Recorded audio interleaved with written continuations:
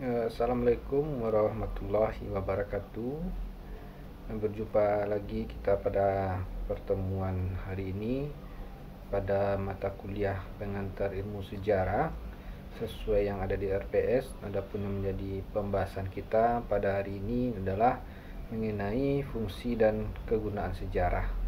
Jadi pada dasarnya materi ini nanti akan memberikan penjelasan serta pemahaman kepada mahasiswa bagaimana sebenarnya fungsi serta kedudukan sejarah itu, sehingga kita tidak lagi beranggapan bahwa sejarah itu hanya sekedar bercerita tentang peristiwa masa silam serta aktor-aktor yang terlibat di dalamnya dan perubahan-perubahan yang terjadi akibat dari peristiwa sejarah tersebut, tetapi dari sejarah itu nanti akan dapat kita hikmah atau manfaat dari kita mempelajari sejarah atau membaca analisis sejarah atau buku-buku sejarah. Nah, sehingga dari materi ini sehingga akan merubah persepsi kita terhadap sejarah itu sendiri.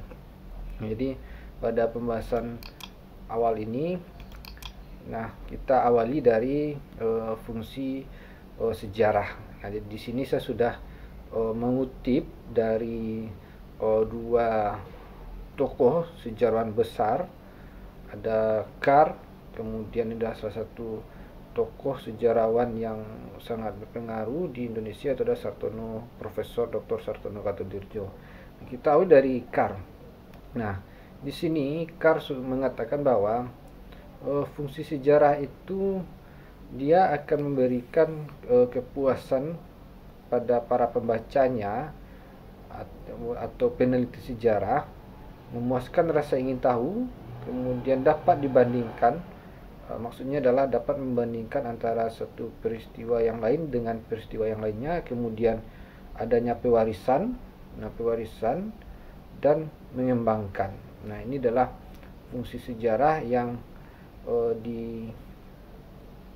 disampaikan oleh Carr. Nah, kemudian bagaimana dengan Sartono Kartodirjo? Nah, Sartono Kartodirjo mengatakan bahwa fungsi sejarah itu dia ada dua fungsi. Ada fungsi sejarah, di sini kita lihat ada fungsi sejarah menurut Kartodirjo itu ada fungsi sejarah secara umum. Nah, fungsi sejarah secara umum dan fungsi sejarah secara khusus. Nah, fungsi sejarah secara umum menurut Sartono Kartodirjo adalah sejarah itu merupakan sumber pengetahuan itu secara umum. Jadi posisi sejarah dalam fungsi secara umum cukup hanya sebagai sumber pengetahuan, terutama pengetahuan dalam rumpun ilmu sosial. Nah, pada fungsi khusus, Sartono membagi fungsi khusus itu menjadi dua. Nah, apa saja fungsi yang dua tersebut? Nah, ini fungsi khusus sejarah yang dikatakan Sartono, ada terdapat dua fungsi khusus dari sejarah. Ada fungsi intrinsik, ada fungsi ekstrinsik. Nah, fungsi intrinsik ini adalah fungsinya dalam sejarah itu posisinya sebagai pengetahuan. Nah, dalam fungsi intrinsik ini atau sebagai pengetahuan, fungsi sejarah itu dia sejarah bisa sebagai ilmu, ya. Jadi posisi itu hanya cukup sebagai ilmu. Nah, sejarah sebagai cara untuk kita mengetahui masa lampau, tentu ini adalah substansi dari sejarah itu sendiri. Kemudian yang sejarah sebagai profesi, ini adalah fungsi intrinsik dari sejarah, posisinya sebagai pengetahuan. Nah, kemudian lalu bagaimana fungsi sejarah secara ekstrinsik? Nah, fungsi sejarah secara ekstrinsik itu adalah, pertama, sejarah bisa dijadikan sebagai alat bantu.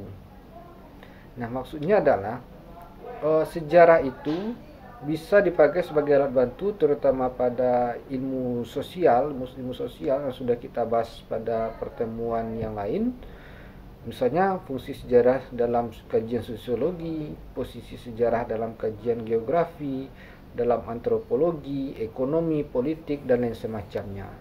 Jadi itu fungsi ekstrinsik.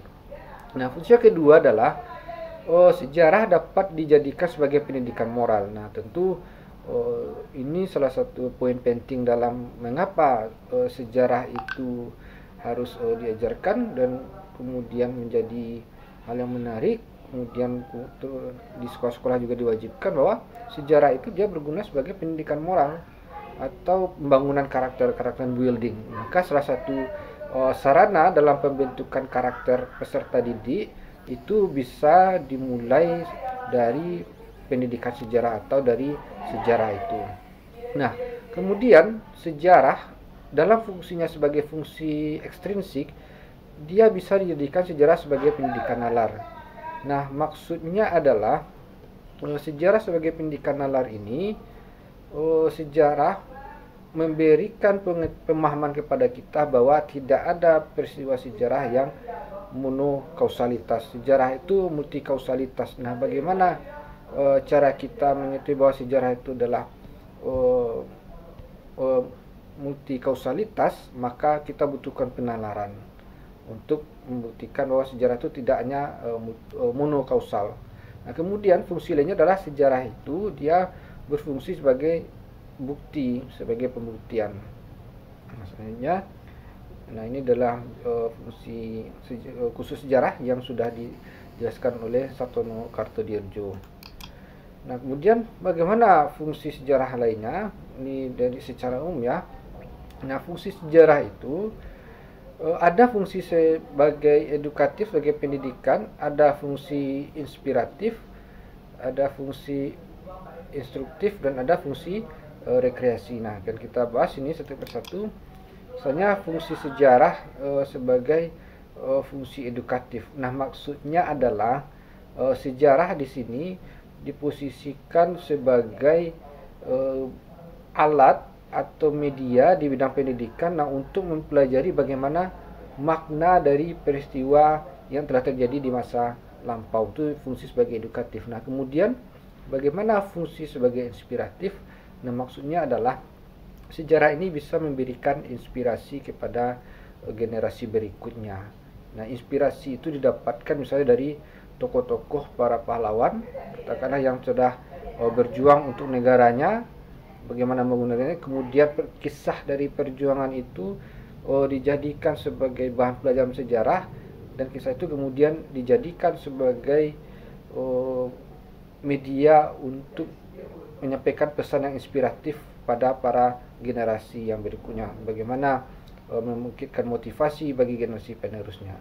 Kemudian ada fungsi instruktif. Nah, maksudnya di sini adalah fungsi instruktif ini, sejarah memberikan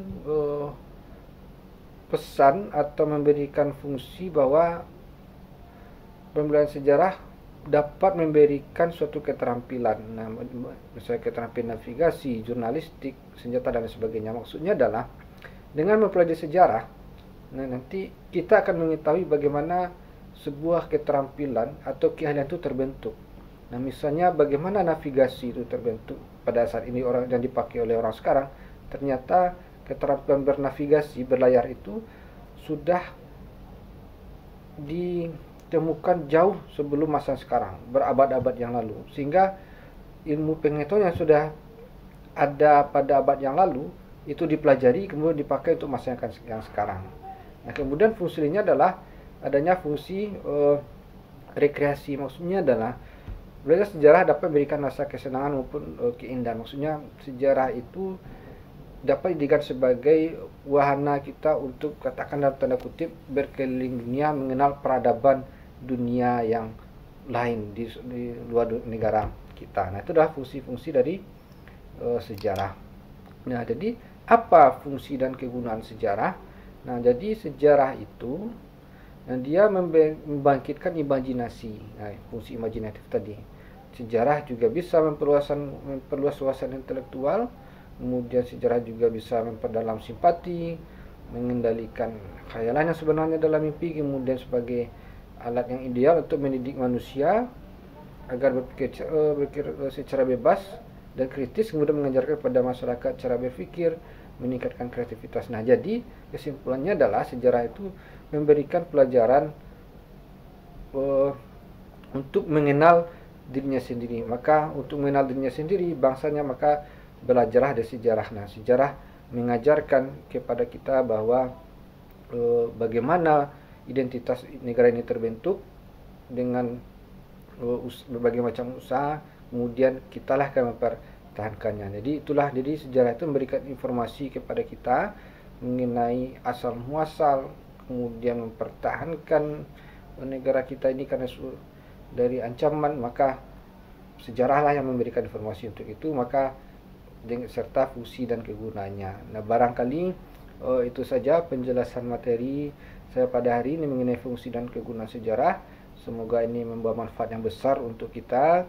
Kita akhiri. Assalamualaikum warahmatullahi wabarakatuh.